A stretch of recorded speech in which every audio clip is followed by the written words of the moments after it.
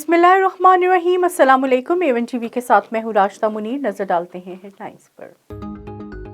मरहूम सहाफ़ी अरशद शरीफ का जस्द खाकी कीनिया से दोहा पहुंचा दिया गया। मैयत रात 1 बजे इस्लामाबाद पहुंचाई जाएगी। वज़ीर आज़म शहबाज शरीफ की कीनिया के सदर से गुफ्तगू में कानूनी अमूर तेज़ी से सरअंजाम पाने, वाक़े की गैर जानिबदाराना और शफाफ तहकीकात का मुतालबा भी किया।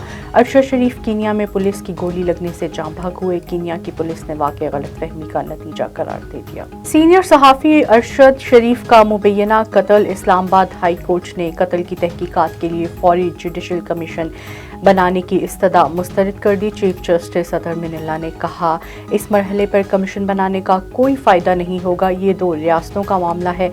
सिक्योरिटी एजेंसीज की इंक्वायरी ज़्यादा मौसर होगी। इंक्वायरी पर सहाफ़ी तंजीमों को भी ऑन बोर्ड रखा जाएगा। समात 1 हफ्ते तक मुलतवी कर दी। अमेरिका का सीनियर सहाफ़ी अरशद शरीफ की मौत पर इजहार अफसोस। कीनिया की हुकूमत से वाक़े की मुकम्मल तहकीकात पर जोर। तर्जुमान महकमे खारजा नेड प्राइस का कहना है कि सहाफ़ी अरशद शरीफ के काम से दुनिया वाकिफ थी। अमरीकी सहाफ़ियों के बिला खौफ काम करने और आज़ादी सहाफ़त का हामी है।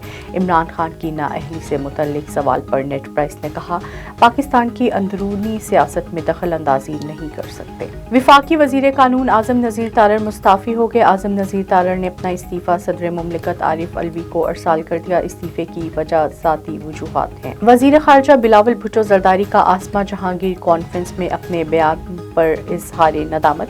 कहा कि इंसानी हुकूक की तंजीम के नारों में जो जवाब दिया वो नामुनासिब था।